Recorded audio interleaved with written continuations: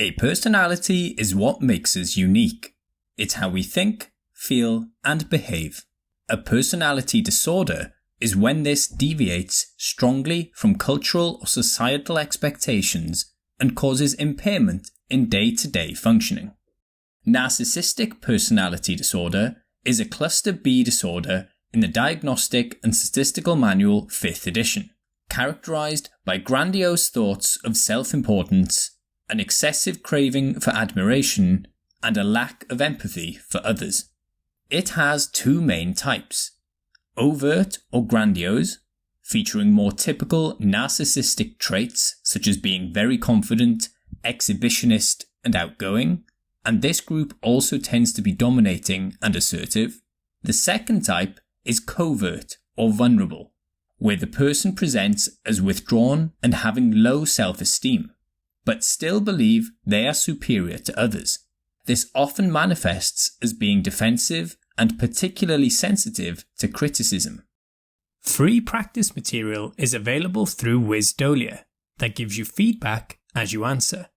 Wisdolia can also take your study material and generate MCQs, flashcards, and case scenarios. Find the link below. According to the DSM-5, there are 9 main traits present in narcissistic personality disorder.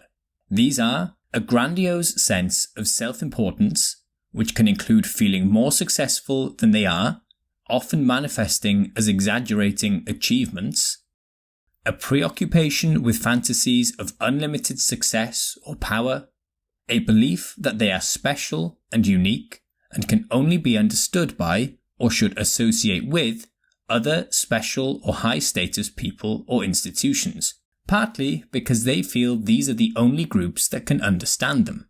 Another is a need for excessive admiration and may get angry if this is not met. Fifth is a sense of entitlement, such as automatic compliance with requests. Exploiting others. This could be because the value of success is placed above the needs of others, and as part of this can be manipulative. Lacking empathy is another, often being unable to recognize and identify with the feelings and needs of others, and being envious of others or believing others are envious of them. This can be seen as competing or being resentful when others have success. The 9th is showing arrogant behavior or attitude. For a diagnosis, the DSM-5 states 5 or more of these traits need to be present, and they must lead to distress or impairment across a variety of contexts, for example work, school, and socially, as people can often struggle to form relationships, such as friends or marriage.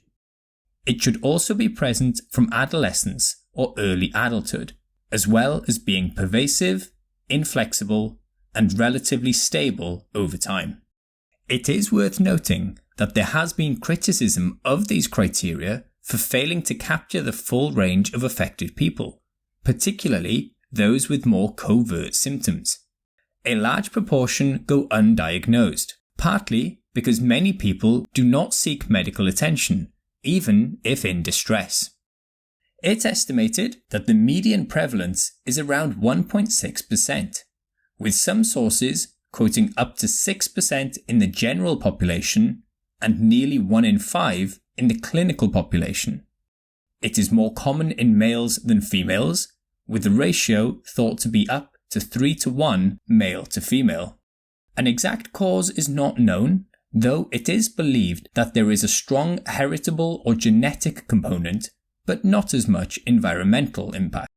It's also common to have coexisting depressive or bipolar disorder, anorexia nervosa, substance abuse, particularly cocaine, and other personality disorders like borderline, histrionic, antisocial, or paranoid. Treatment is similar to that of other personality disorders, although there is not a large body of evidence. Most approaches need to be tailored to the individual and their struggles. Options include psychotherapy, in particular psychodynamic psychotherapy, focusing on underlying conflicts. Examples being mentalization-based treatment and transference-focused psychotherapy. A form of cognitive behavioral therapy called dialectical behavioral therapy can also be adapted. These focus on disturbances in the way people emotionally experience themselves and others. Pharmacological treatment has not been found to be effective for narcissistic personality disorder, but may be effective in treating comorbid conditions.